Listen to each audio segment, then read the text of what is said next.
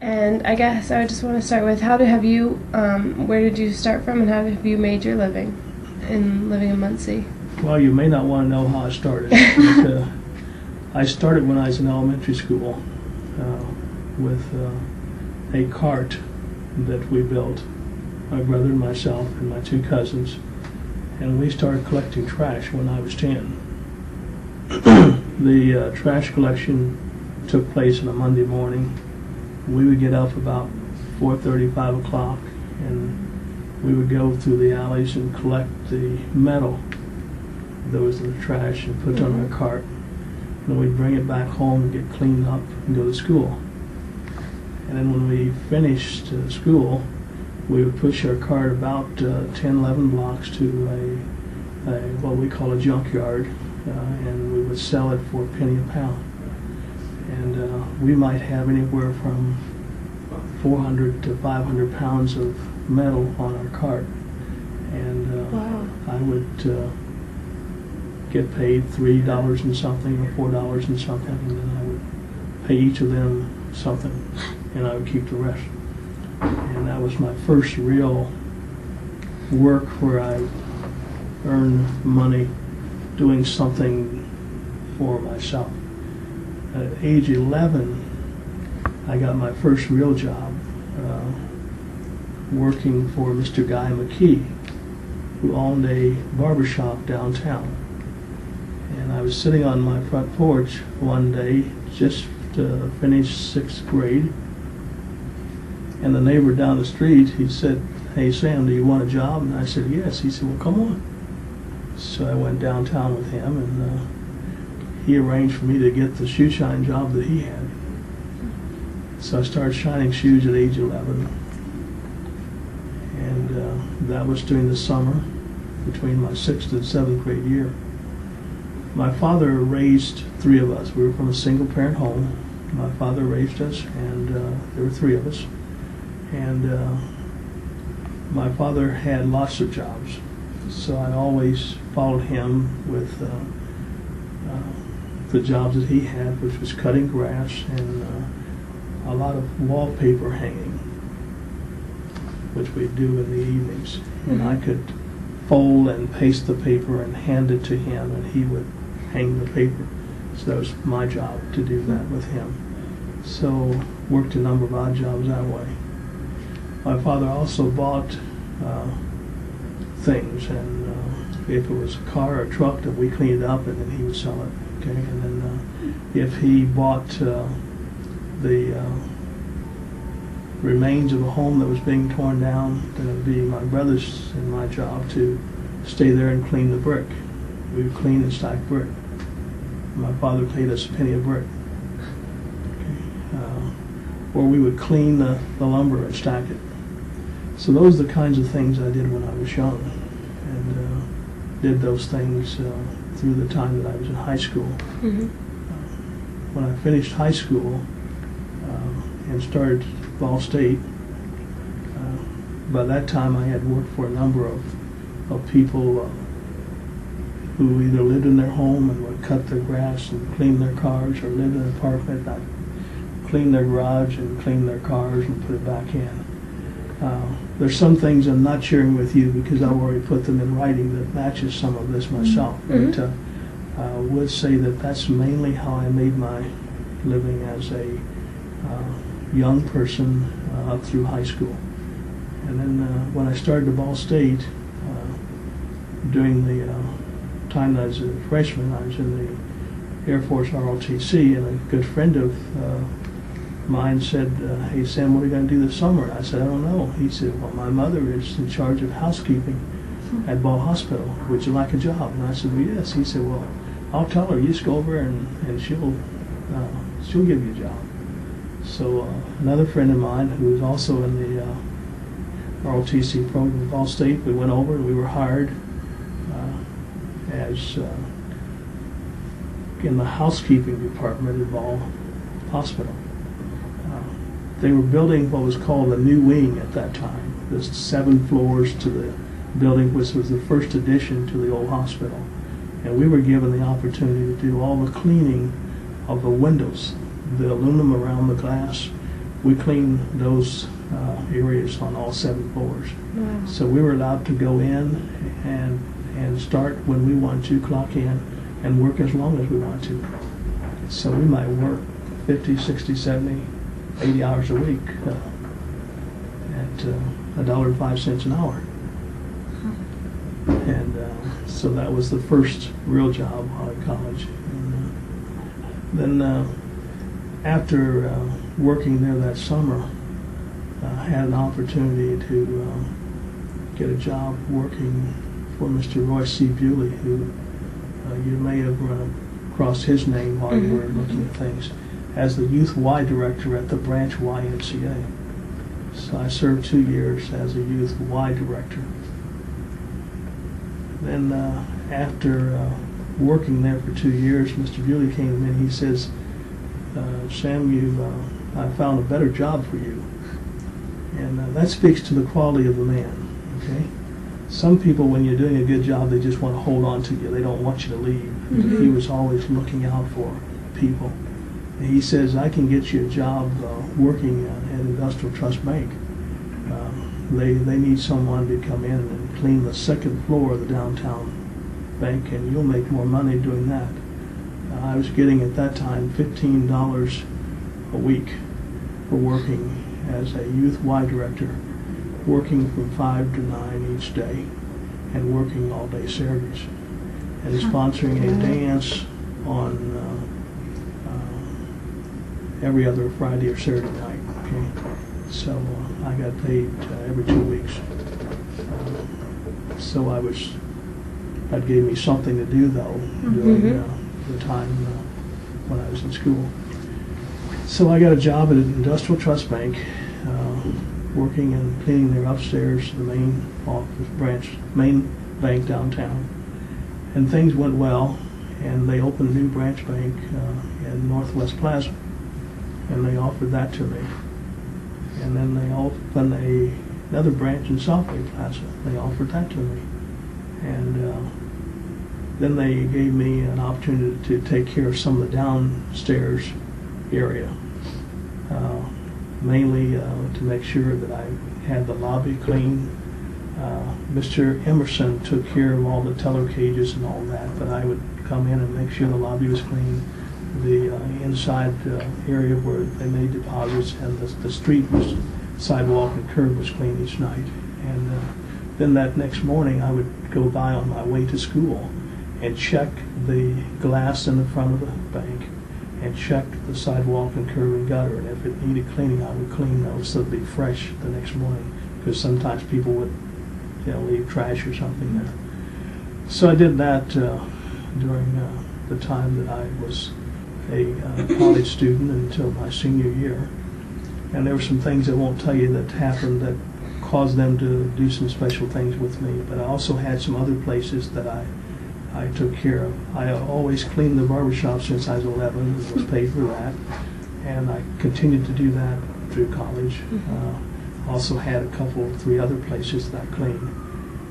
So that's how I made my living in college. During my senior year when I student taught, I turned in my resignation for all of the jobs I had so that I could concentrate on my student teaching and not work. And so that's what I did during my last quarter of my senior year. And then I was hired as a elementary teacher at Longfellow Elementary School in 1960. And I almost didn't get that job because at that time the only place where minorities, we were called coloreds back then, could work was at Longfellow School. And I always appreciated the principal there because he said he thought it was time for other schools to also hire and use or recommend and use minorities. And at the very last minute I was given an opportunity to join the staff at East Longfellow School. And I taught there until 1966. In 1966 I became principal of West Longfellow School. It's another school in the same community. In fact, it was on the site where the current R.C. Bewley Center is located. Okay. I talked with Mrs. Red Yes. Thanks, Red. Mm-hmm. And Mrs. Red was a teacher there. Yes. And, so I came there as building principal. I spent 4 years there as building principal. And each year I tried to receive consideration for transfer. When you're young and you want to grow, you have to look at, well, how can I grow and where can I grow? Mm-hmm. And I appreciated being where I was, but I also knew that if I was going to grow, I need to be in a building that was larger than 260 students that was declining in enrollment. And I was never given an opportunity to transfer. So I decided I would look for a job. And I was interviewed in Marion, Indiana for the pupil personnel position. I'd gotten my master's in guidance and counseling. I had picked up an administrator's license. That's how I was eligible to become a principal. And I met with the board in Marion twice, and they approved my hiring as a director of pupil personnel, which meant I would have been working downtown in their area, their office, in charge of the counselors and the nurses and all those things that deal with pupil personnel services. And just before I was to report to that job, some things happened which I won't go into detail, but a gentleman came into town that caused me, through some things that you'll read about in some materials I'm putting together, to stay in Muncie as his administrative assistant to the superintendent. Mm-hmm. And I spent 3 years as his administrative assistant. I was in charge of, first of all the new facilities that were going to be planned would be planned through the office that I would operate. And the other thing was I'd be in charge of in-service for the district and board relationship. In fact, he had worked with the board that I would go with the board to all state and national meetings. I would take them to those meetings. I would help with some of the information that they would need if they requested it. I would also get information to them from the board meetings that were held, and it was a wonderful opportunity for me to get a relationship with board members starting clear back in 1970. And there were several buildings that were planned during the time that I was in that position. Washington Carver, Grissom Elementary School, addition to the Area Career Center, the start of the Central High School building. We were phasing out and drawing boundary lines and doing some things to bring the community together, because before that, basically we had what you might call segregated schools based on where you live. Mm-hmm. There were certain things that did not allow the integration to occur, like lunch mm-hmm. in the buildings, and the new superintendent, Dr. Robert Freeman, did a number of wonderful things to help bring the educational environment in Muncie a long, long ways. But one of the things that he always believed in is that you must grow. And I attribute a lot of my success to his strong insistence that if you work for me, you will become the best, or you don't work for me. Mm-hmm. He had very high expectations of everyone around him. And in fact, I hadn't been on the job very long before he came to me and he said, well, what are you going to be doing 2 years from now? And he says, and what are you going to be doing 3 years from now? And I said, well, I don't know. He said, well, you need to find out. Because I can tell you right now, 3 years from now, you won't be my administrative assistant. Now, for a young person who has gotten the second best job in the school district and you're feeling pretty good inside, and then someone tells you that you won't have this job 3 years from now, at first it kind of shakes you. And he says, I've never kept an administrative assistant longer than 3 years. They're always doing something better. So he said, you need to decide what you're going to do.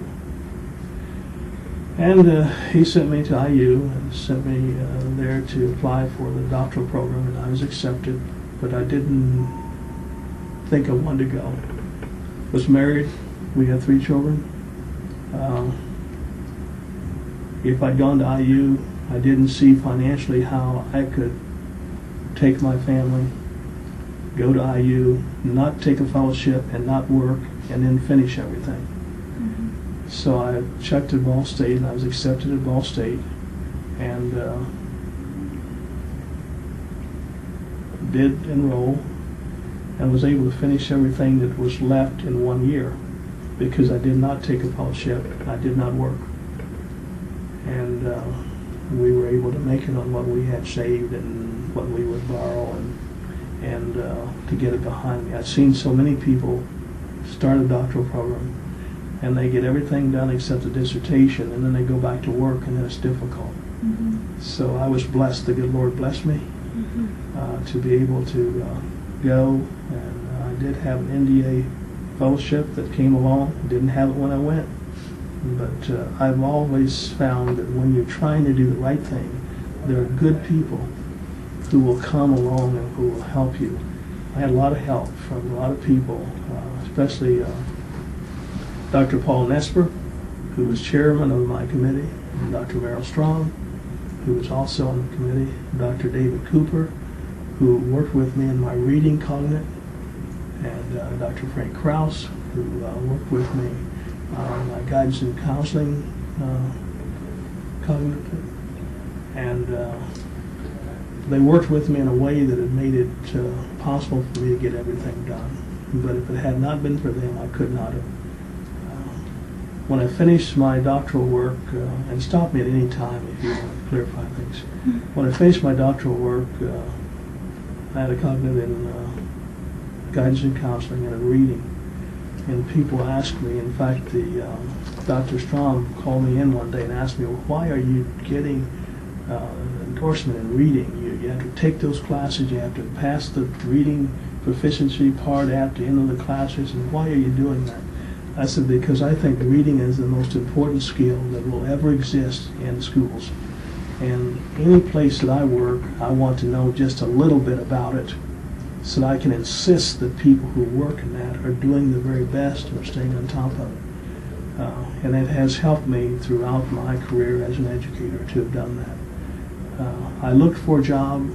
I had some job offers as a superintendent when I finished my doctoral work, and I'll give you a resume which may help you with some dates, but I could not find a job that would allow me as the head of the household to provide the kind of environment for my wife and 3 children. And so I turned down some jobs as superintendent in some places in Michigan and some other places where I could have been hired as a Afro-American person seeking a superintendent's position. And that's the way I've always put it. Anything you'll read about me, I don't consider myself as a black superintendent or black anything. I consider myself as a person who happens to be black. But in the positions I've held, I always work with all people. Okay? And so I don't like it when people emphasize the race or culture first. Right. Bear with me, the Ministry of Assistance out, and I'm expecting a call from one of my board members. Just sit That's right fine. here. Good morning, Cape Office, Sam Abram speaking. Yes.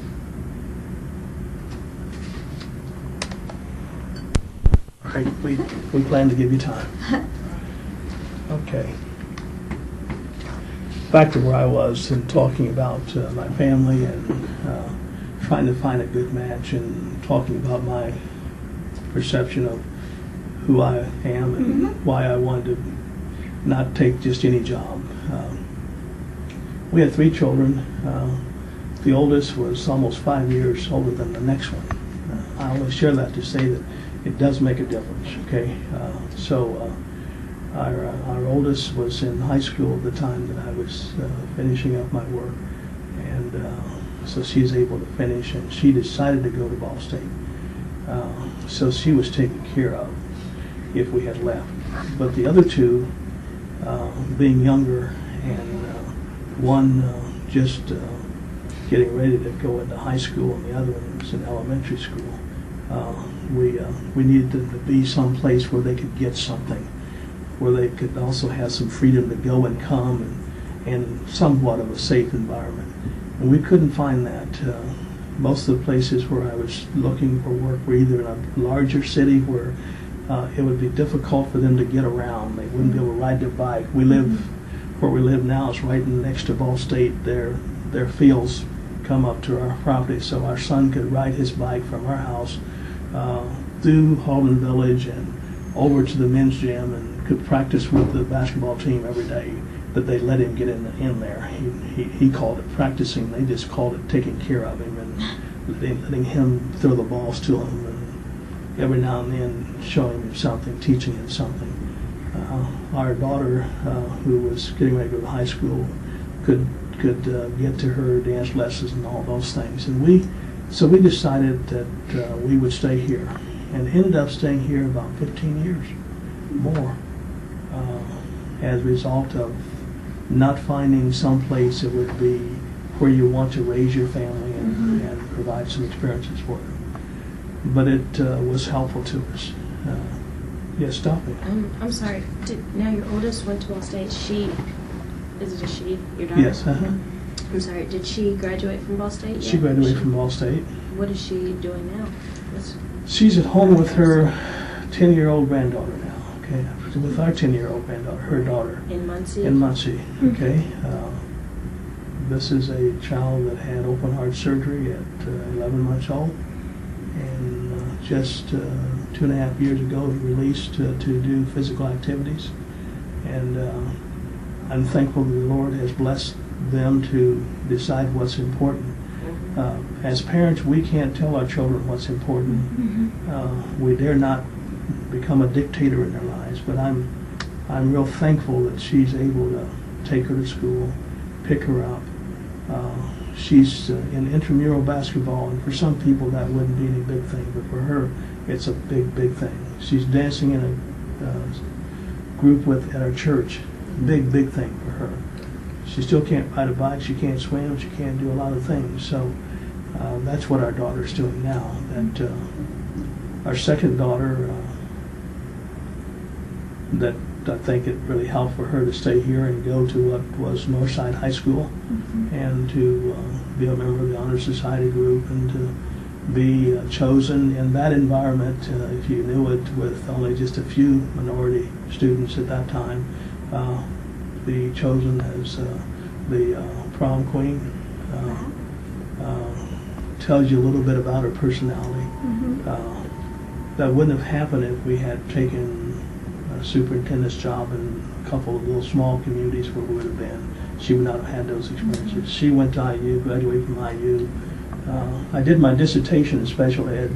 Dr. Robert Freeman said, if you're going to be a leader, you have to know a lot about the important things. And in those days, starting in 1973 and on, special ed was just began to come into its own as far as attention is concerned, and real efforts to try to deal with issues in that area. So I decided to do my dissertation in that area. And our daughter was reading the materials that I would read and questioning me about everything I do. And she decided that's what she would do at IU. And so she has been teaching special ed at Lane Middle School in Fort Wayne. And has been for the last 12 plus years. She and her husband have 2 little boys. One that's almost 2, and one was just born the 7th of January. Congratulations. So that's what she does. Our son, I won't give you the background on him, but our son was a special kid when it comes to being gifted with good memory and athletic ability. But we did some special things with him to make sure he got some other things that he needed. So we ended up deciding to accept a scholarship between IU, Purdue, Notre Dame in Louisville, and he went to the University of Louisville and played basketball there and was on their 1986 national championship team, and has stayed there in Louisville. And that's where he is. He's single. Excuse me. Gonna have the breakdown of the kids. Okay? Does that help? Sounds good. Okay. What's your son doing in Louisville now? Well, he's getting ready to do his master's. Things happen. Things are not good out there. He's working for Electrical Technology School as a recruiter, doing real well. And then 9/11 came along, and the economy turned, and people are not signing up to go to class or to not just there, but some other places. The downturn has caused them to lay off, if you will, all their recruiters. The administrators who work there now are doing the recruiting. Wow. So I always look for the good, the blessing that the Lord gives you, okay? Because I've been after him about going back to school, and now it looks like this might be his best option. So he has been out to the University of Louisville and has started the paperwork to do his master's, and I tried to encourage him to get a teaching license when he was doing his work. I don't want to teach. But before he got this last job, he had been with 2 different radio stations. One folded, one was sold. And so for a year, he couldn't find work. And he substituted at a Catholic school for a whole year. Did he get a degree in like telecommunications? Yes, he did. You wouldn't recommend that? I wouldn't recommend it. I'm asking you. I didn't recommend it for him because I know how tough it is, okay? He did super well as a salesperson for both radio stations. Made good money, okay? But I know about radio stations, okay? You just don't get to stay very long. It would, and he had a uncle that was same degree from IU and worked for Channel 8, and he reached a level where he couldn't go any further. The people that are those anchor positions, sometimes they hang around for a while. And so you reach a point where you have to be happy with accepting your level, and that means your pay and your opportunity for advancement's not going to happen much past a certain point. And so he finally dropped out, opened up his own business, and it's been doing real well. His wife even left her position as a bank branch manager. They both were business graduates from IU, and they're doing well. But it depends on the person. I think that for him, there were some things that he could do besides knowing that as long as you work for someone else at their radio station, there are only certain positions that you can hold. And that's what he faced, and that's what he found out. And now he's still young. He's learned that, and he accepts it, and he's moving on with his life. So what's he going to get his master's in? Has he decided? Or? He's going to do something that may deal with business, but he's going to pick up a teacher's license. And he's looking at moving in the direction of teaching and becoming a superintendent. I think he'd make a very good one. He's been around me during the time I worked in the schools. He understands the scope of the job. He has the right heart for it. He has a big heart. Okay, and so that's what he's looking. I'm trying to get him to take over some things that my wife and I've done with giving the business part of it. Okay, so there's. I'm hoping he'll always do something for himself. People should do something for themselves that they enjoy, that they like. And you have that luxury when you prepare well and you serve well in your profession, then you will have a chance to do some other things as well. But my resume will give you the history of what I did after I came back to the Muncie Community Schools as the assistant superintendent for secondary education. That was a position was open It was a better position than some of the other jobs I could have taken. Didn't pay as much money. But that's the other thing I try to teach young people, and that is don't worry about the money. Don't take your job based on the money. Take it based on something else. And make sure there's some potential there. If there isn't any potential there, then you're buying time. The money will be good, but at some point you will hit a brick wall where the money won't change and some other things won't. The overall makeup or structure, if you will, besides the superintendent's position, the business manager's position, and a couple other positions, but to the actual area of what's happening with the learning process in the schools, K through 12, was a very good experience. And then in 1989, I interviewed for the superintendent's position, and at that time, because you have to reach a point that you know what you want to do, and I was either going to be accepted here as superintendent or I was prepared to do something else.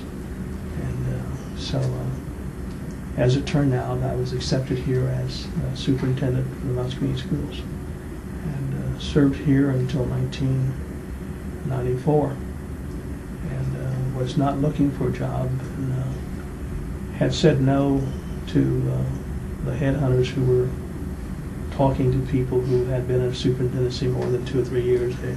You kind of get on a list of individuals that might be ready for something else. And I decided to finally at least interview with the people in Pontiac, Michigan. And by that time, my father was in a nursing home, and it was his words that gave me the release to do that, because I was hoping to stay around because he was not doing well. And he said he knew I'd come back and would see him often, and that I should go where the Lord wanted me to go. And I should answer the calling if it's someplace where I'm needed more. His question to me was, have you done the things you said you'd do here? And I was able to discuss with him, explain that yes, we've done the things that we said we'd do here. And he says, well, then you need to pray over it and see if the Lord's calling you to something else. So we spent time there in Pontiac, Michigan, 5 years as superintendent. And where is Pontiac? What's it? I guess a bigger city. Where is it near? It's near Detroit. Okay. Half an hour away from Detroit is the best way to put it. There's some other towns smaller than Pontiac that are around: Bloomfield, West Bloomfield, Sylvan Lake, Waterford, Auburn Hills. Those are communities around Pontiac. And after my tenure there, I came back here and spent basically 2 years doing some consultant work.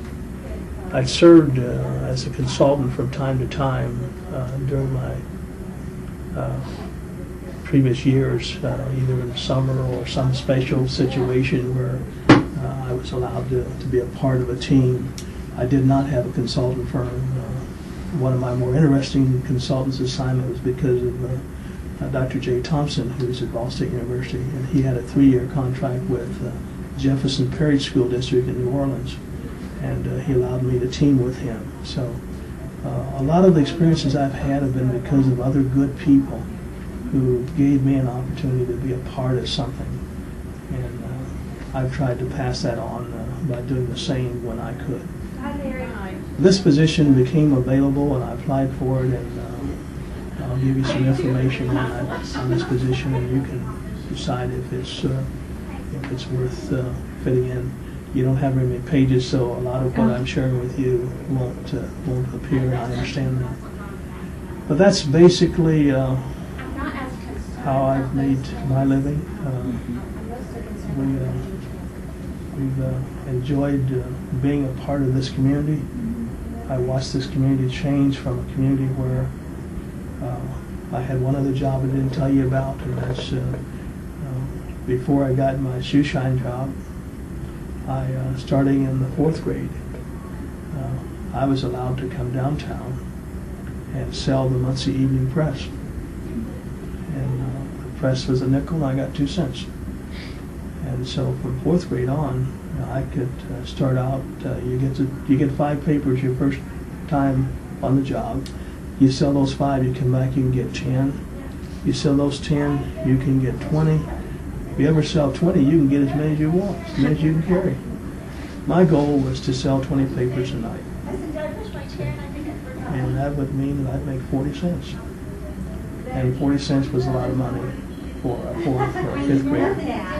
And I did that in the evenings from the time that I was through elementary school. So that's the general scope of how I've earned a living. I haven't hit the main part of it. The main part of what this opportunity's done for me has been the people that I've been allowed to be around. The money hasn't been nearly as important in our family's life as the experiences that physicians have provided for my family and me. We've never had a child, none of our children have perfect attendance. I think it's important if that's important to the family. Mm-hmm. But whenever I'd go someplace, the kid would go. I've had some very interesting special assignments. As the Presidential Scholars Commission, where I worked with ETS in the spring, and then in June we spent a week in Washington, and part of that time was at the White House, and our kids would go. And so there are things like that without the educational background that I was blessed to receive, and without a lot of help, I would not have had those opportunities. Our kids would not have had those mm-hmm. opportunities. So that's basically a lot of what I've done. What we're doing here is something I believe in, and that's preventative opportunities for students and families. And that's one of the main reasons that I'm in this position. There are other positions that I've been blessed to have been offered, but I didn't accept them because it was more of another superintendency, which 10 years of being a superintendent was enough for me. Mm-hmm. And the other positions would have meant that we couldn't focus. We have 10 ladies who will see them coming through here. We're focusing on families, the most challenged families in Delaware County and the 10 schools where we operate. We actually take all the information on the students and families and we rank them from most needy on up. And then we take the most needy. And we work with those families, and we're having a strong impact on the families and what's happening with the students in our after-school program. So that feeds me as a person to be involved in something I know is helping. And I'm going to stop here and give you a chance to ask me questions about anything I've shared or anything that maybe I haven't shared. What do you do in this after-school program? I'm not familiar with what you do. I guess. Well, we have. You'll see the ladies coming through now. We take those students, and for 2.5 hours, first thing we do is we bring them in, and they have an opportunity for a substantial snack, not peanut butter and crackers or some small sandwich, but they get sandwich and fruit and juice or a drink of some kind, milk, whatever. And then we have some physical activities because they've been in school all day. These are 1st and 2nd graders. And then we work on their homework. And then we have an individualized plan for each of them where we're concentrating on their special needs. We have a site coordinators in charge of the center. We have teacher liaisons, people who come from those buildings, who know the children, know the families, who join in and work with the site coordinator.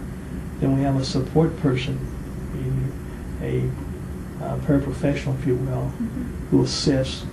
Then we have students from Ball State who are volunteering. They're coming out of the Ed Reading class and also the Reading 100 class. So They volunteer, but they have to be in this class, though? Yes, they're in the class. They have to be in the class. That's just one layer of volunteerism. Then we have parents who are scheduled to come in and volunteer, and others from the community that volunteer. And we also have people like the assistant that works with me that's out there in the centers every day, one of the centers someplace where I'm there. When we opened the first center, I taught for 3 weeks in that center, along with the assistant who was with me then, and the Ball State liaison person who coordinates things at Ball State. We opened the first center.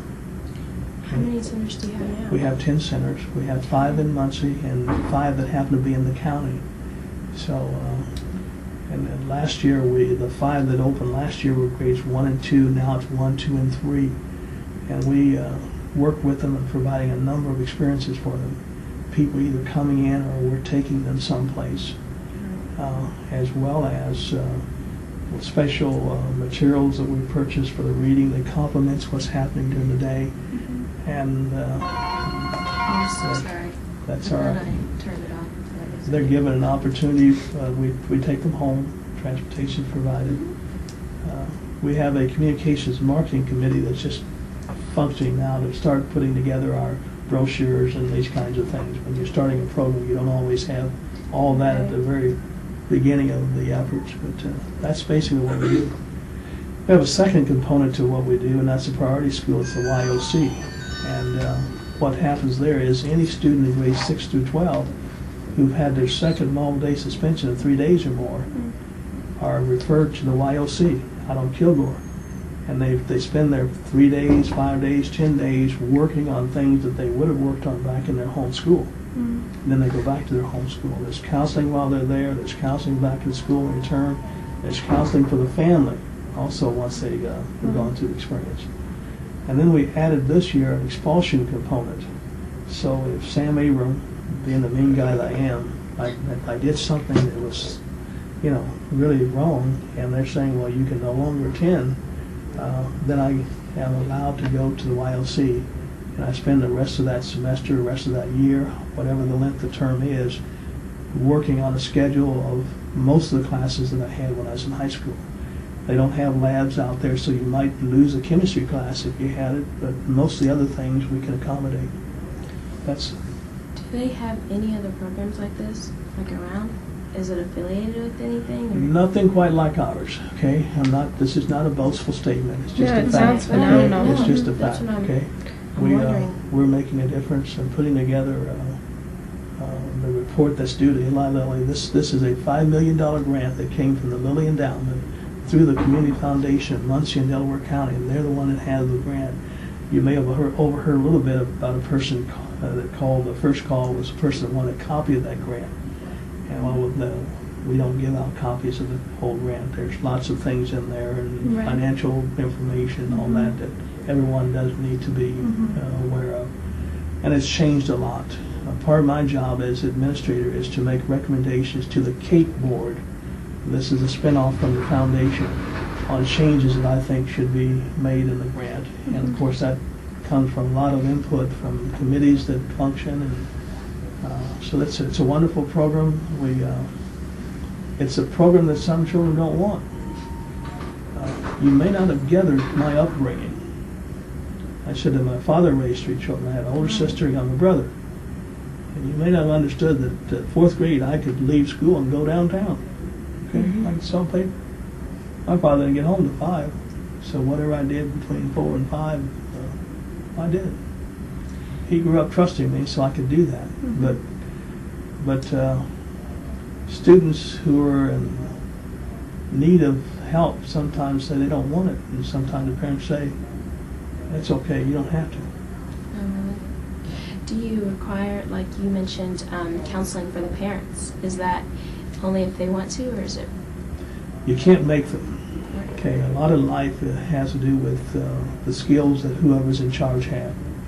You either have the skills and you're able to motivate people. You have the charisma to do that. You have the strength in your team to do that. You can make people feel like it's okay if I do that. I should do it. I'll gain something. You have to be able to show people what they're going to get. We're all human. We want to know what's in it for us. Okay. And if we can't see what's in it for us, or more important than that, what's in it for the kids that we love more than ourselves, then we may say no. We may let them say no. So the counseling part is not something we can make them do, but we're finding ways to help them understand that this is what they need. Okay?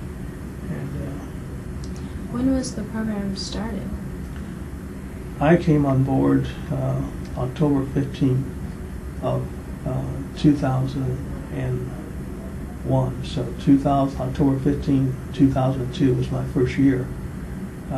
We opened our first center in January 28th of 2002. Oh, so it's like really new. Yes. So you opened your first center in January 28th of 2002, and you have 10 now? Yeah. Yes. People are amazed, and I'm not bragging about this. Right. The board would tell you it's wonderful that we were able to get 10 centers open by now. We opened 5 from January 28th to the end of last school year. Mm-hmm. Starting this fall, excuse me. I think Mary's got that. Starting this fall of 2002, we opened the other 5. That means we have to identify the kids. We have to work with the parents to get the parents to agree to do it. We have to find the staff. We have to in-service the staff. We have to provide the curriculum materials that they need. We're working in partnership with the schools to first of all approve a center. That means that they're in partnership with us, and they're providing the space, and they're providing furniture and some other things. So it's not an easy assignment. I'm not saying it's a difficult assignment, but it takes time. It takes a real collaborative teamwork approach, and that's why I'm here. And I appreciate the board accepting me. And I was raised to be a builder. Okay, so I've been blessed. I look back over my career, the thing that I'm thankful for, and I give the Lord the credit for this. Okay, I'm a practicing Christian. Okay. I was raised that way. My father didn't have a car. He walked us to church. Okay? So I know where my strength, lies. No question about it. I don't do these things. Okay? I know where I get my power from. So when I look back, I've been allowed to be in positions where the Lord has helped me lead. And that's what our young people need today, early on. That's the reason I said what I did about our son. Okay? He was not raised to be a person to go out here and just sell things, okay? Mm-hmm. That's no put down on people who sell things, okay? Right. But he's raised to be a leader of some kind, and I expect that out of him. Mm-hmm. And I won't be satisfied as long as I'm living until he's doing something like that he's in charge of something, okay? That he's exercising the talents that he's been allowed to receive, okay? He knows about church. He knows about power. Okay, and for him to be satisfied with going out and recruiting students, I don't think that that's all he should do. Okay, and as much as I hated for that to happen, I've been praying a lot, and sometimes things don't happen the way you envision them in your mind for your children. Mm-hmm. But you're glad when something happens that causes them to be where they need to be, or to have to experience something else other than what they have. So this program it's a 3-year grant from Lilly for $5 million. A part of my job is to try to help figure out what happens at the end of 3 years. We have administered the budget in a way that we've not spent all that money. Okay, we're looking at how we can help Lilly to see that we didn't have to spend it all. Mm-hmm. When you're in a leadership position, you can call on people and ask for help. The Muncie Public Library is providing a center for us. We don't pay any rent. Right. We don't pay anything except for a phone bill. Mm-hmm. The Muncie Housing Authority has provided a building for us. We have money for rent. We don't pay any rent. We don't pay for cleaning. We don't pay for utilities. We don't pay for a phone. We don't pay for anything. How do you... I'm sorry. You're not really sorry. Take your time. How do you go about, like when you're first starting out and you want to, like you say, Eli Lilly gave you the grant stuff. How do you network your way to earn? I don't know. I guess I'm just asking, like, who do you talk to, or how do you know? Like, I don't know who to go to, like, to start it. Like, if you were to start a program, as far as funding goes, and as far as like you getting buildings and stuff, is it just through who you know? Excuse me. Or First of all, let me go back and make sure that this is real clear to all of us, and that is the Community Foundation of Muncie and Delaware County wrote the grant. Oh, okay. Okay, they wrote the grant. Eli Lilly gave every county in Indiana a chance to write a grant. They put this big announcement out here. Any county can decide how they're going to collaborate. It can come through the foundation if you have one. If you don't have a foundation, it can come through any group that you put together that want to write the grant to Lilly, and Lilly will decide if it's funded. The first grant that was written here in Delaware County with a lot of people giving input. My wife and I attended a meeting at Central High School. We gave some input. But they had a committee. I was not on the committee. That put together the information. They had a consultant that helped by writing the grant. The grant was rejected. And this is the other lesson I try to teach young people, is that you have to be prepared for no's. And a no should just make you stronger. If a no makes you weaker, then there's something wrong. No's should make you stronger. So they revamped, rewrote the grant. Second time it was accepted. And a part of that grant speaks to how you're going to have some partnerships, and a part of my job as the executive director was to figure out how we can work with having the centers established where the grant said they would be established. So the grant had already named 5 schools in it where there should be centers based on the needs of the students in those and families in those schools. Well, in 2 of the schools there was not space. So it couldn't be in the schools. At Southview Elementary School there didn't have any space. So we contacted, I did, the librarian, and they were renovating a building next door, and I met with her and talked with her, and we walked through the building while it was being renovated and talked about the partnership, and she covered with her board, and I met with her board, and they agreed to allow us to be in there. I met with the Muncie Housing Authority board because they had a building on Centennial close to Longfellow School. I'd visited every other option in the community, including the churches. No church had space where they could designate it for us. 25, 40 children at the tops, they didn't have that kind of space. So the Housing Authority Board approved it because Mr. Charles Weatherly recommended it. When do you have, like, you said you have students that were suspended that go through a program. Is it like these centers that you have, is it occupied all day? No, so these centers, and I'd love to have you all visit one of them, okay? The centers are located, Definitely. Let's just take Garfield School, that's on Madison Street, okay? Garfield School was the first center. It's located in a room at one end of the building, and that's where we have it, and it's after school. Immediately after school, it starts. It goes for 2.5 hours. Okay, and those things I talked about occurred during that time. Right. And did you notify the school in order to get the list of, like, the most needy, like, all your information that you compiled? How did you go about getting that? We meet in the school, and they help us with a student profile that we fill out, that we design, that's a part of our structure that we complete, that tells us everything from grades to attendance to you name it. And then we use a team of people to put this material together. The classroom teachers that currently have the children, our site coordinator, the building principal, assistant principal, nurse, counselor, they work together as a team, and we decide how we're going to rank these students. Right. And then we take the most needy. And then we have notify their families? We can't just notify them, we have to work with them to get them to agree to do it. And that's the hard part, because many students don't want to. Right. And then trying to get the parents to say, okay, we will. And once they get in there, trying to say, you will stay.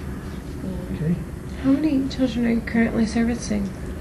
We have 25 first and second graders when we first opened a center. and then we add 12 to 13 each year for the next grade. So when we bring on new first graders, we bring on 12 to 13 new first graders. And that varies a little bit. At each center we may have 1 or 2 less or 1 or 2 more, but that's kind of the general number that we strive to include. And you said that you provide transportation, right? Yes.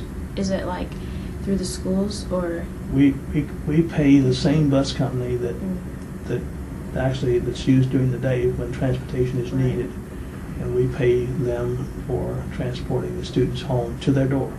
Right.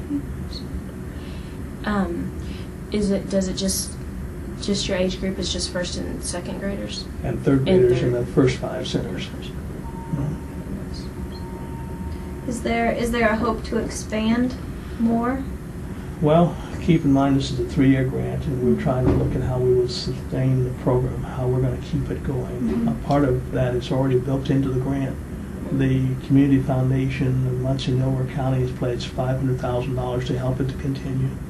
The George and Francis Ball Foundation has pledged $500,000, and the Ball Brothers Foundation has pledged $500,000. So we have $1.5 million right now.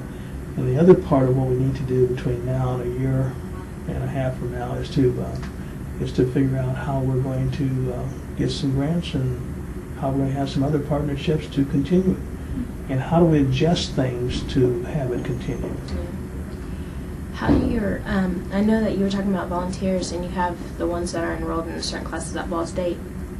How do you decide, like when you take volunteers from the community, what is the procedure in order for them to be a volunteer? Like, do they have to go through certain procedures in order to be allowed to volunteer? Because it's a certain criteria, isn't it, that you need to volunteer?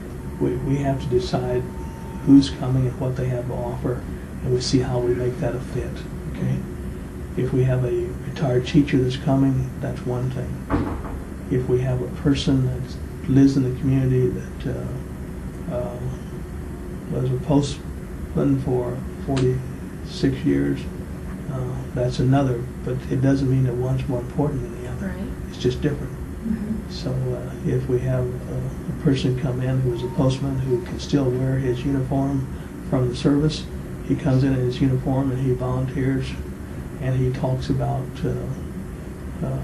being in the service, because some of our kids are concerned now because even though they're first, second, third grade, they watch TV and they hear about war and what do soldiers look like, and all those things. So we have a person that stops in at Longfellow School, and he's stopped in a number of ways. They don't understand about mail. He can help them understand about what happens. You write the letter, and we're writing some things we're going to send them. What happens to them? Well, he volunteers. He takes care of that. So it varies. The parents, we want them to come in and volunteer, not just with their child, but help. They may start out just helping with the substantial snack. They may be responsible for getting that ready, and so it varies. But they would need to work with the site coordinators, the people who are in charge of the centers, and they help recruit people. Okay. They recruit people from their churches. They recruit people from the schools where they used to teach, because 2 of our people, retired teachers, are working in the program. They know a lot of people. Okay. Have you noticed any? Sorry, guys, you can. Sorry, but I'm really interested in this. Have you noticed any trends as far as like the certain type of students? Like, do you see like siblings? Well, I guess there would be siblings in there since they're from the same family. Never mind. I was just gonna see if you notice maybe cousins or anything, because I went to a family night at Garfield Elementary, and I noticed you have a lot of family that you were with, and I was just wondering if cousins would all be in the same program or anything. See, I was hoping you wouldn't back away from where I thought you were going, okay? I did. Because I don't want you to. One of the things you'll find whenever you come and meet with me is that we will provide a relaxed atmosphere, okay? When you leave here, the one thing that you will remember is that you were supposed to be at ease. If you weren't, then I didn't do my job well, okay? Because I want you to remember having been here and to feel like you got what you needed. And that's what I expect with anyone else, connected with anything else that I'm involved with. Okay, that you have to provide the right atmosphere. If you don't have the comfort level, you won't get the rest of it, okay? You just won't. And answer to the question I think you were going to ask is, a big component we have is the family. Right. Now, what is the family? It varies. My family, when I was a child, my father, okay? I would cling to him when I was little, okay? When I first was left with him, I was involved in our program. So that's why we have the family nights. And cousins can come because sometimes cousins are visiting the home that night or being kept by someone in the home that night or may live there. Okay? And so when we say family night, that's as wide open as it needs to be. And we encourage that. Sunday afternoon, Mrs. Dawson and her team had a family outing Sunday afternoon at the YWCA. There were grandparents there, there were uncle there, okay? So and the other family members were there. They weren't swimming because you have to have a certain number when you use the pool, but they were there and they could take part in the games and the gym and the other things, but not in the pool because we have to limit those numbers. Right. But they were there, okay? Older brother was there. Babies were there.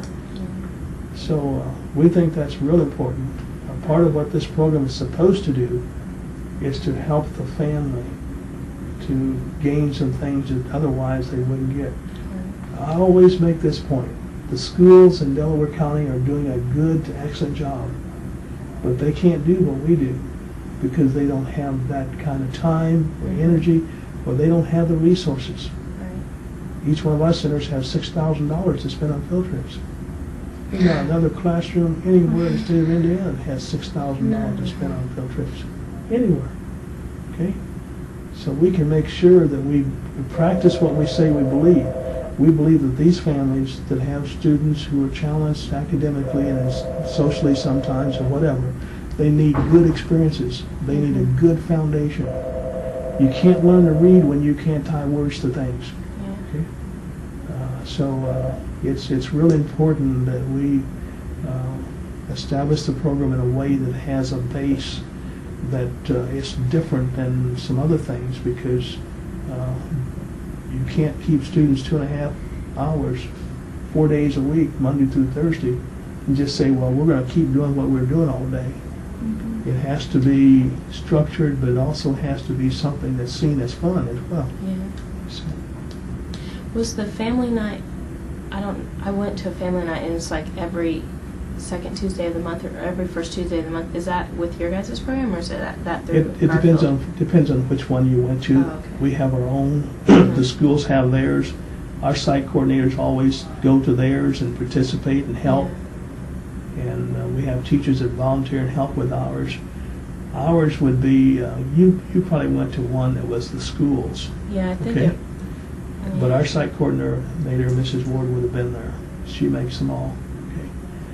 Ours would have been limited more to the cafeteria area and to our community center classroom area. Oh yeah, it was in the cafeteria, but I think it was through the school. Yeah, the school would have the cafeteria and the gym and the media center, and they have enough to spread out. I've been to those too. Yeah. What types of field trips do you take the kids on? Well, let's just start with this past Sunday. Many of our students don't get to swim. Well, it's safe. Okay? They may get to go swimming in someone's pool. If there's one at home, there may be supervision, there may not be. They may not get to go at all. I was 20 when I learned to swim, because when I grew up in this town, we weren't allowed to swim at the Y. The Branch Y, where I was youth Y director, was just a building. We didn't have a pool or gym, or we had 2 pool tables, we had a ping pong table, we had a couple tables for checkers and one for chess. We had a library area where I taught Bible class every Saturday morning, and that's the extent of the building. So, to answer your question, places like the Y, the Cultural Center, the Center for the Arts, the Children's Museum. We have a group this afternoon that's going to Marsh grocery store. Okay, they're working on what is a good meal. Mm-hmm. They're going to go to Marsh's and they're going to see how this food is put out there that they're supposed to use to make up the good meal, the place they've been designing. They're going to get to purchase some real food now that they'll take back to their center that can be a part of one of their snacks later. Okay, but in the process of doing that and looking at everything from what good food costs to what junk food costs, and people say, well, they've been to the grocery store before. Yeah, they have been to the grocery store before, but not with the thought of, I'm here to learn what happens behind the scenes of the grocery store and to see how they get these things that are supposed to be good for us, the fresh vegetables and all that. They just don't pop out there in those bins, okay? They have to get them ready, and this is what they do, and this is what it costs, okay, compared to this is what it costs. And then we have trips that we plan where we take them. Everyone's been to the libraries. We want them all to have a library card. We want the families to have a library card. We had to clear the air for them to have a library card. What's not commonly known is that many families lose their library card. Oh, really? Yes, they lose them because when a child has a library card, sometimes they're allowed to check out videos. And sometimes older people in the family check out the videos and then they don't get back on time. You have fines, you don't pay your fines, you lose your privilege. The Muncie Public Library worked with us to clear all that up so that our families could be in a position to be able to get library cards if they had a fine. So if you're going to teach reading, they really need to be a part of the library structure. So that's one. There are organizations that you think of students going to fire stations and all that, but then we need these young people looking at other structures in the community that they can learn. So when the mayor comes and sits with them, he invites them then to go down so they can see, what does a mayor do? I didn't know in elementary school what a mayor does, but if you're going to read about a mayor, if you're going to read about the things that are happening, so you need to know. Yeah, I know what he looks like, I know his name, but I don't know where he works, I don't know what he does, I know who else helps him. One of our partnerships is with the Star Press. Mr. Emmett Smeltzer, who's the president and publisher of the Star Press, is working so we can have a newspaper in every home. Because we can then teach them about things that are current events, and they can read things that are in the paper, even if they're just starting. So there are a number of other trips. I could get you a list. Mary Hamilton, who's the assistant director here, executive director, does a wonderful job.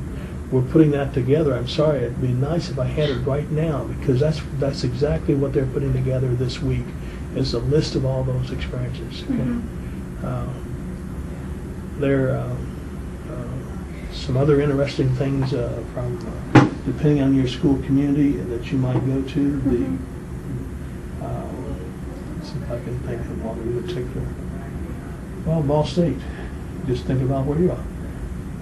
You know, when I visited Ball State, when I was a senior, okay, I had no reason to go to Ball State before I was a senior. Okay. So we have all kinds of opportunities from Ball State to some of the plays that are put on at Emmons. Danny Glover. We took him out to see Danny. Okay? They need to know who he is. They see him on TV. He's right here in town. Why can't they go out and be a part of? So all those kinds of experiences. Okay? You had mentioned the Culture Center. Are your students real diverse? Do you have a real diverse group of students that are in your program? We do have. See, it doesn't mean that they're poor. That's the biggest thing I have to get across to people. Now, you're not saying that, okay? Right, but I'm just I was saying. going to talk about another incident, but go ahead, I'm sorry. No, it's all right.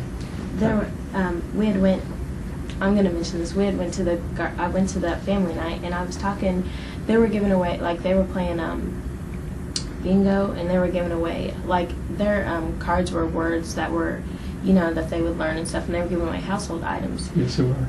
Right, and like another student that was with me had mentioned that, and the principal was talking about how they like to give away things that food stamps can't buy, or something like that. And so I was really curious of why she made that statement, as if, that's why I had asked if it was affiliated with, or like if that was your guys or if that was their school, because I was curious to know if those certain group of kids that were there, were they just the kids that were supposedly, I guess the word, I don't want to say poor, but low income families, or was she just making an assumption?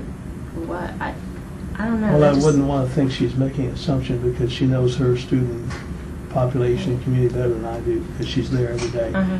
And there are some families that are in our program that would have special needs.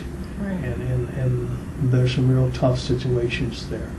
But there are also some family members who, quite frankly, are as well off as I am. Right. But they're still like, when I say students. well off, I mean they have a job, Uh-huh. they have high expectations. It just so happens that their child, for Yes. whatever reason, Needs needs these extra. experiences, needs this Right. extra help. Okay. But the families, appreciate those gifts. Okay, Mhm. we everything from detergents to tissue paper to you name it. Okay. Yes.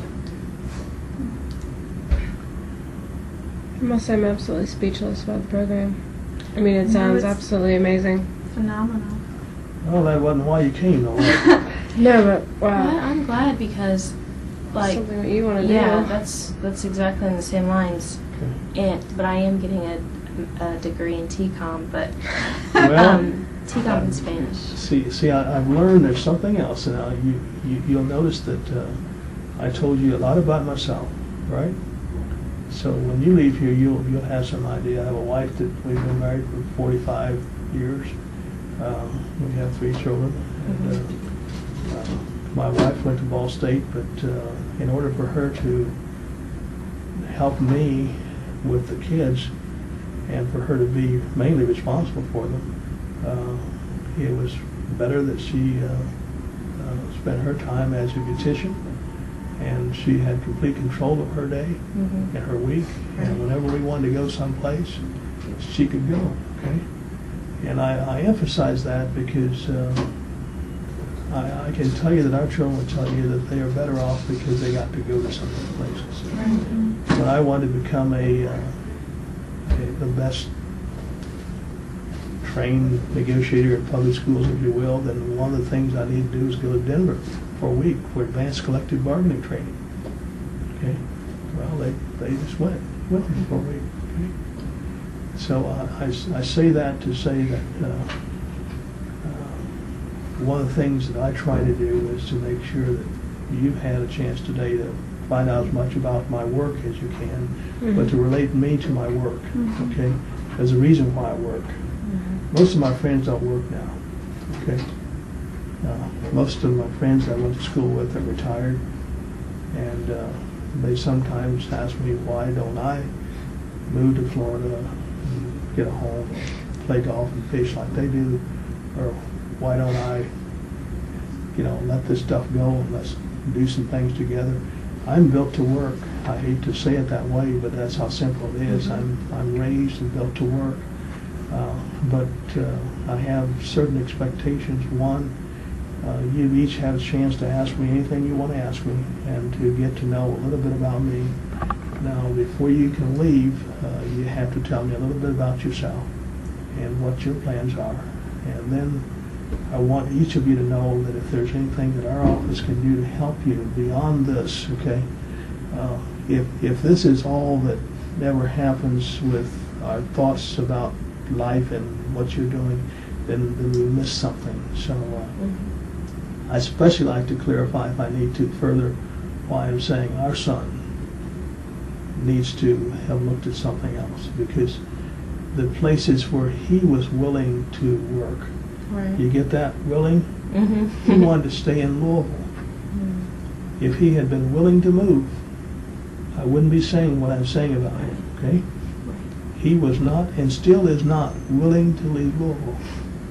And when you're not willing to leave and you have a certain training and you can look at the picture in that community and you can see the whole picture, then that's not good for you, okay?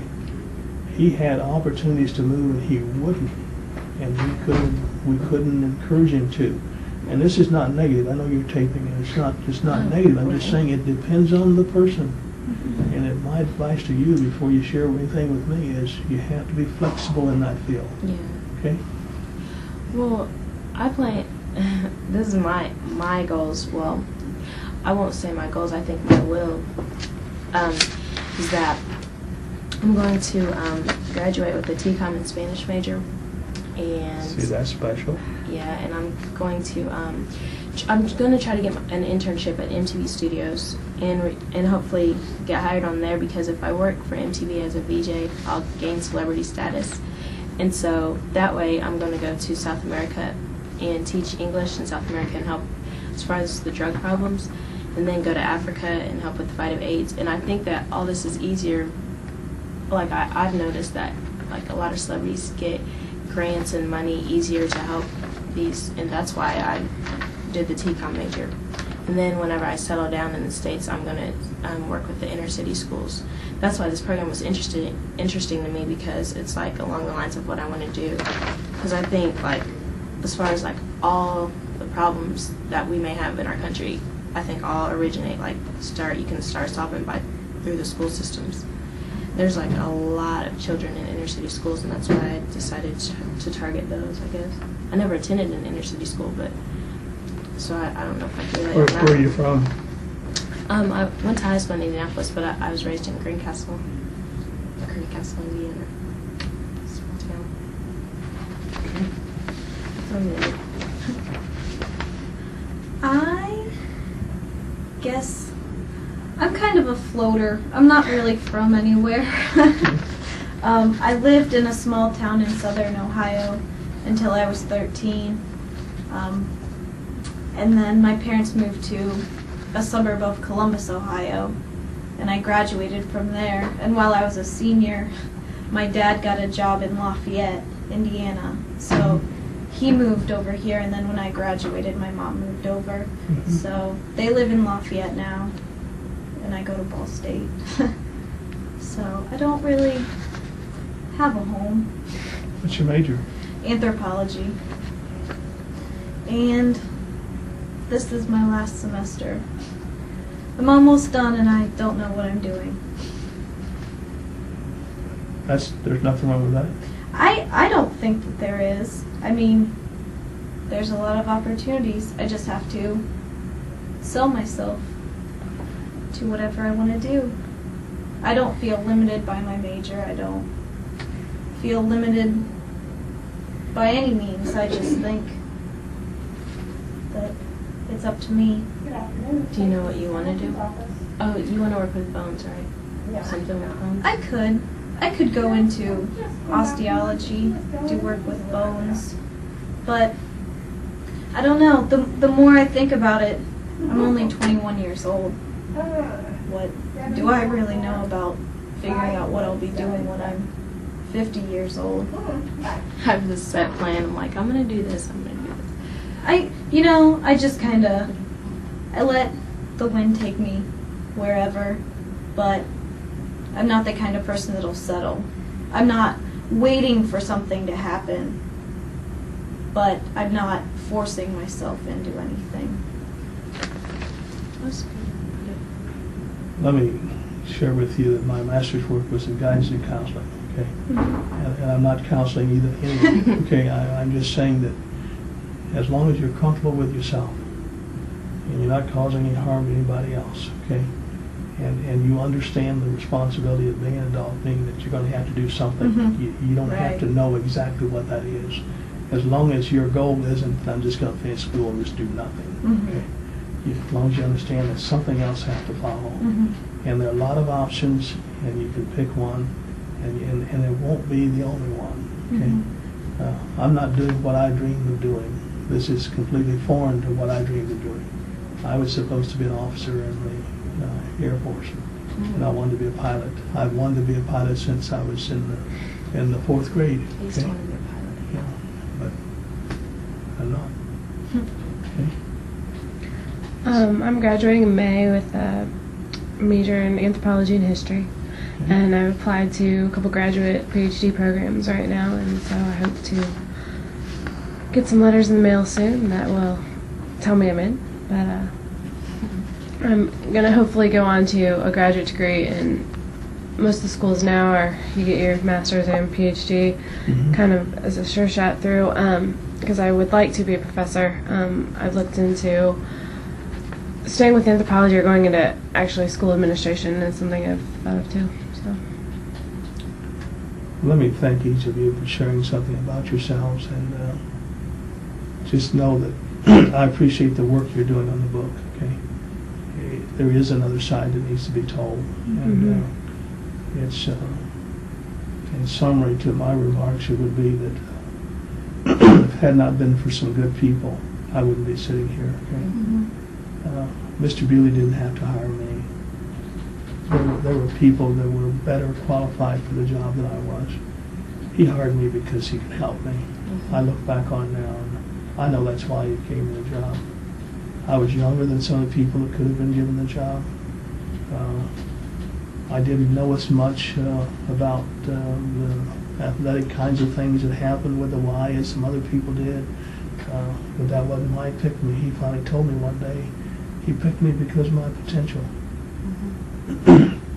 And I've never forgotten that. I've always been thankful to him. And you learn a lot from just being around good people. And each of you will have a lot of that in your lives, because you wouldn't be doing this assignment if you didn't have the right heart. There are other things you can do besides this. Okay? So I want to thank you for doing it. Representing Goodall is a good friend of ours. Been a major driving positive force in my life. I told you about the experience Presidential Scholars Commission. Had it not been for him, I wouldn't have had that position. But also had it not been for one of my students who was an aide in the representative's office that could make the final decision.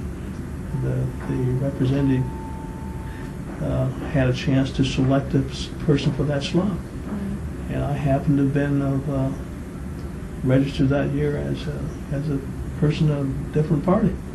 And but Representative Goodall, because of his contacts, he could say, yeah, but he's the best person for that assignment. I think you should name him anyway. And it's people like him that causes people like me to want to do anything I can to keep helping. So, any final questions for me or comments you want to make, either one of you? No. Will we be able to visit one of your centers sometime? Yes. Let me give you my card, and then each of you, you call.